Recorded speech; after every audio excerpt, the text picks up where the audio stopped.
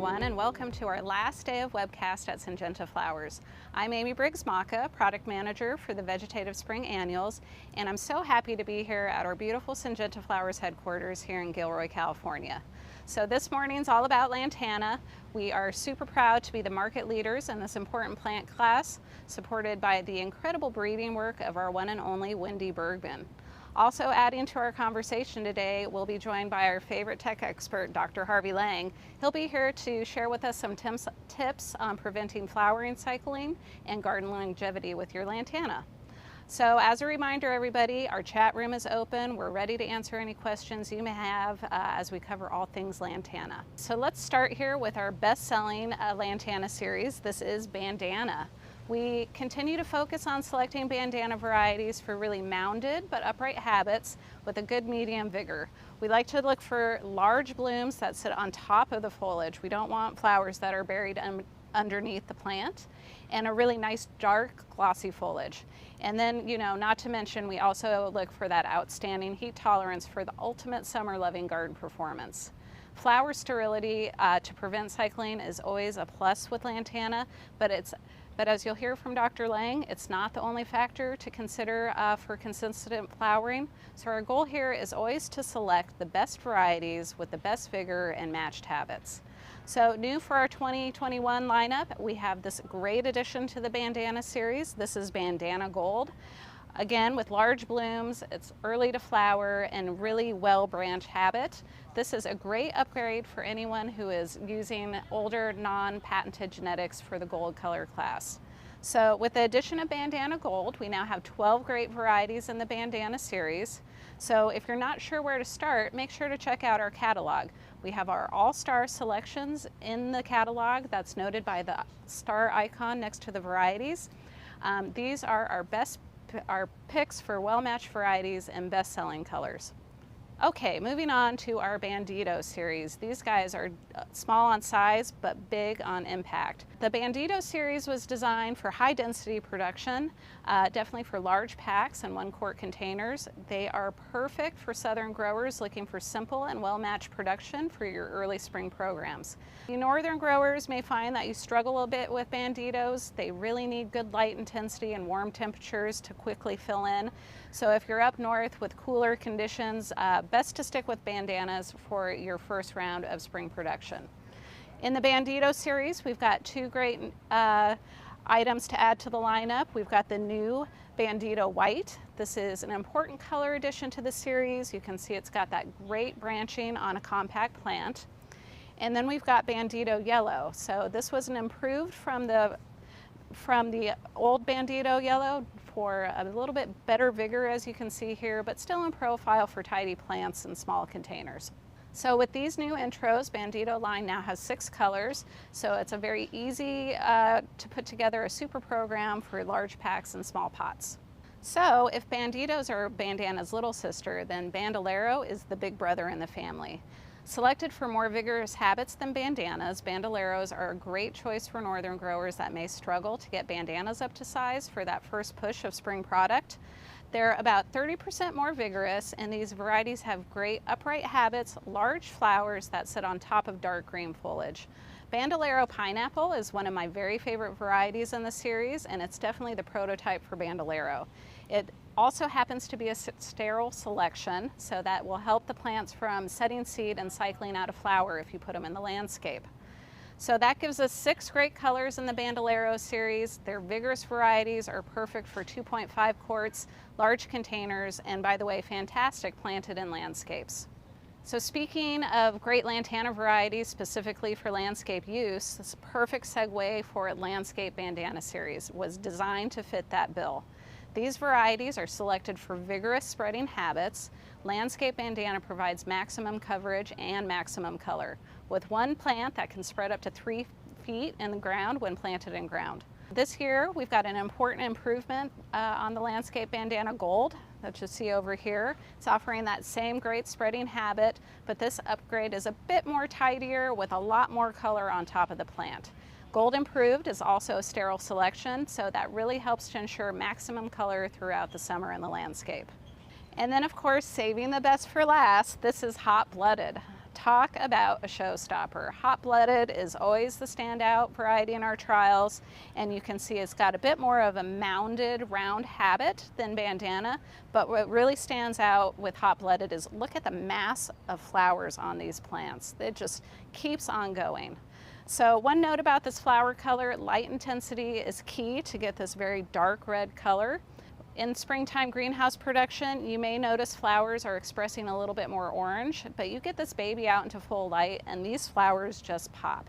Especially if you have the benefit of cooler night temperatures in the summer, you get that really dark red intense color. Hot-blooded is also a sterile variety, so that again will help to prevent plants from cycling in and out of flower when the summer conditions get really tough.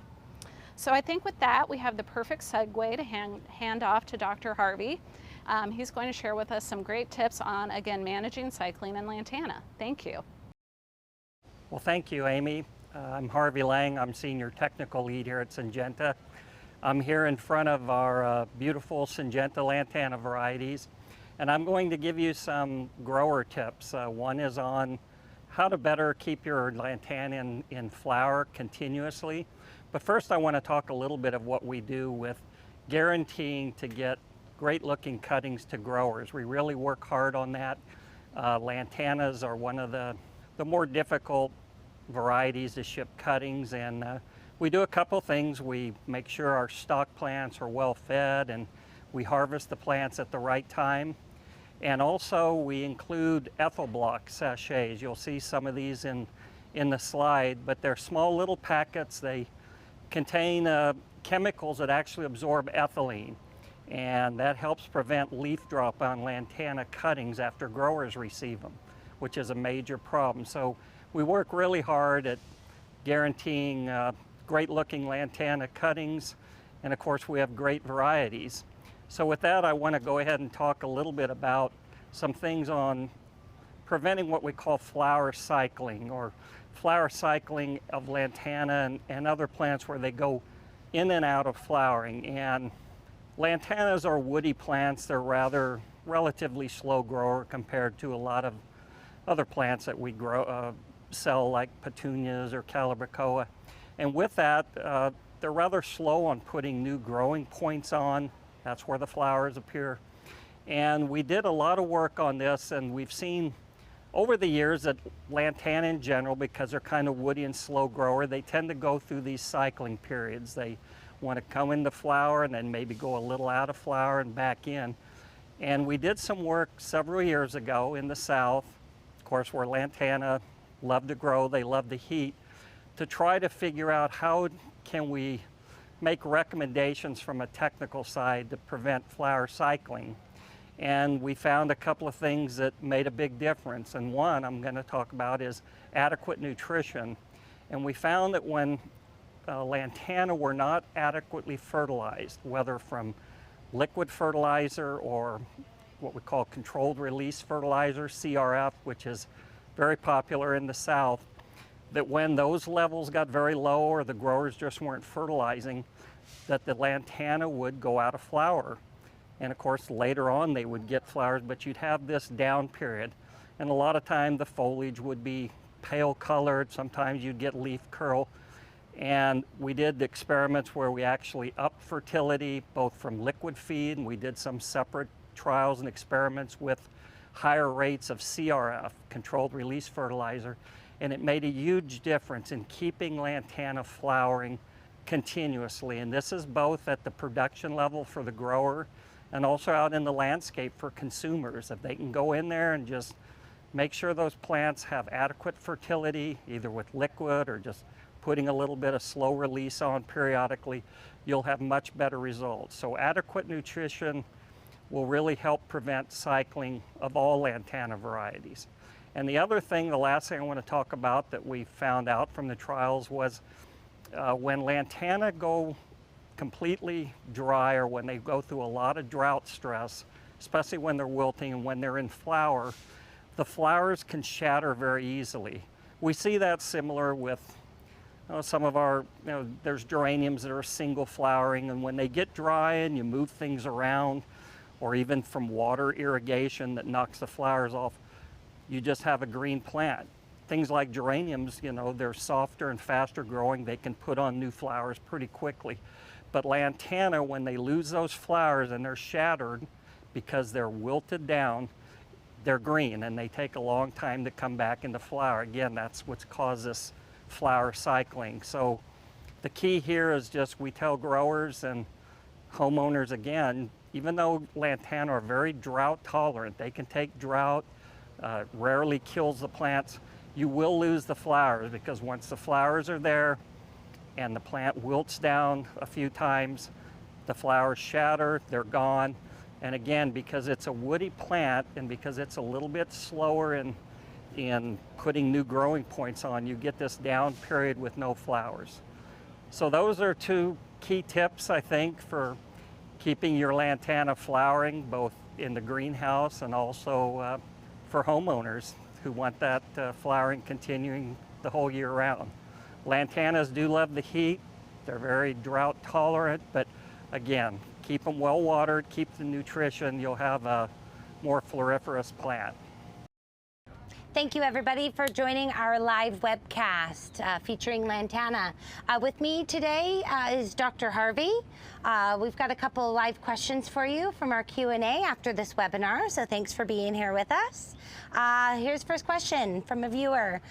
Do you recommend rooting hormone for lantana cuttings? Not necessarily. Okay. Lantanas are woody plants, so rooting hormone does help. You can use a rate of, common rate is 1,000 parts per million IBA, but generally for southern growers or when it's really warm temperatures, I would say lantana is typically not used rooted with rooting hormone, but yeah, any kind of woody, slower rooting plant, rooting hormone will help. So it's always a good thing to try, but especially when the temperatures aren't quite as warm as they should be. Okay, that's a really good tip. Thank you so much. Here's someone that comes from the Northeast. Let me ask this question. I grow lantana in the Northeast, and sometimes I have trouble getting it to size up in time. Which of your lantana series would you suggest? Good question. Well, we have basically 4 series of lantanas. We have 2 that are on the smaller side called Banditos and Bandanas, but the 2 I think I would recommend for the north would be, our newer genetic is the Bandoleros. They're like a nice mounding bandana type, but with probably about 30% more vigor. So that's the one I think for 6-inch pots and gallons and baskets where you want that nice mounding habit. That's the one I would recommend for the mid and north climates in this northeast that's being asked about. If you did want something that's a little bit more open or trailing, or you were using lantana in combos up in the northeast, then the landscape bandanas are more vigorous trailing type. So either Bandoleros or the landscape bandana would be the 2 series I would recommend. Very cool. I love the Bandolero. I think it's such a wonderful series, perfect habit, one of my favorites. Here's another one about fertility. How much fertility is enough to keep lantana blooming? And what type of fertilizer should I use? That's a great one. We've got some great information on fertility in lantana. Well, we've done a lot of work and trials on fertility of lantana, primarily to see if that makes a influence on how they continues to bloom or go in and out of bloom. And it is important, I'll just start with that lantana have to be very well fertilized to keep them in bloom. We select for sterility and varieties that do continue to bloom, but fertility is important. As far as the type of fertilizers, there's 2 general types. There's liquid soluble fertilizers, and then there's what we call CRF or control release fertilizers. Talking about the liquid fertilizers, there's common types. I would say for lantana, since they're kind of woodier and slower growing, that probably something like a 20-10-20 or a 17-5-17. They've got a little bit more ammonium in them that pushes the growth. So that's something that's good, and that type of fertilizer stays in the media, and that's what you want. You want this higher fertility in the soil for lantana. When it comes to the slow release types, the control release types, there's a whole range out there in the South where I'm at in Florida. Control release fertilizers are probably the most common type that are used. And there's different types, but I would say generally in the range of 5 to 6 pounds per cubic yard of control release fertilizer. It's incorporated in the media. Incorporated into the media, not as a top dress. Yeah, you could top dress. Typically, it's that rate can vary just depending on the size of the cake, but normally it's incorporated. So I would say 5 to 6 pounds per cubic yard, and generally the type of that fertilizer I see most common is what we call a 180-day release or a 5 to 6 month. Okay. There's common types, even consumers could get a 3 to 4 month Osmocote, Nutricoats, or Polyon or types. But that's the rates, 5 to 6 pounds per cubic yard on control release. And the liquid fertilizer, the 20-10-20 or 17-5-17, probably more at the rate of 200 to 250 parts per million nitrogen. Okay. Nearly every irrigation. Yeah, so and I think, constantly fed. Yeah, and I think growers or even consumers who do that will really see a really nice performance with their Lantana, especially in regard to keeping them in bloom so they don't cycle in and out. Right at that time of retail push, right? Absolutely, Perfect. absolutely, and it'll darken the foliage. Just, yeah, I think Lantanas are tough. They can get away with low feed, but for their overall best performance, you'll see a difference with the higher feed. Great tip, Harvey. How do you get the most red color on our hot-blooded Lantana? Such a cool variety. Yeah, hot-blooded. How do you make it the most red it can be? Good genetics, that's what we have. That's true. There's genetics that's part of that. Hot-blooded is just a standalone red, but it can vary in the color. We've seen that in landscapes, and there's 3 things we've kind of found over the years. And I think the most important, it's hard to weigh each of those, but you have to have high light. So very high light levels, which Lantana light tends to bring the reddest color out of all the red types of Lantana, but especially hot-blooded. We found here, really through our research in Gilroy, where we have these cooler nights, that this high light combined with some cool nights, doesn't have to be real cool, but if it can get into the low to mid 60s at night for 7, 8, 9 days, that helps. And this fertility I was talking about, that's the 3rd component. Okay. And you really need to keep the plants fertilized. And we do find on hot-blooded that if the plants, even under high light and these decent temperatures, if you don't fertilize, like I mentioned in the last segment, the color gets a little bit more orangey red. So high fertility, high light, and if you can drop the night temperatures, at least for a period of time before you move into retail, you'll get the best. Get that hot-blooded red. It's Correct. such a cool item. Let's see, here's another really good fertility question. Would you recommend producing Lantana with CRF or liquid fertigation? I have customers both in the north and the south. I would say overall Lantana most commonly is probably produced in most of the areas of the U.S. with just common liquid feed. That's typically what most greenhouse growers use. You can vary the rates or use that on a wide range of products. I would say I would continue for mid and northern growers to use liquid feed because that's readily available. It's a soluble fertilizer. Control release fertilizers, typically their release rate of fertility and nitrogen is based on temperatures, and you have to have soil temperatures at a certain level. Depends on the manufacturer. It could be a certain release rate at 70 degrees average temperature or 75 to 80 degrees. So where I'm at again in the south, it's control release fertilizers that are most commonly used because you do have the warm temperatures that will get this release rate and you'll get the fertility out. So mid and north, liquid feed for sure. Could be used in the south. Really need to keep it going. Sure.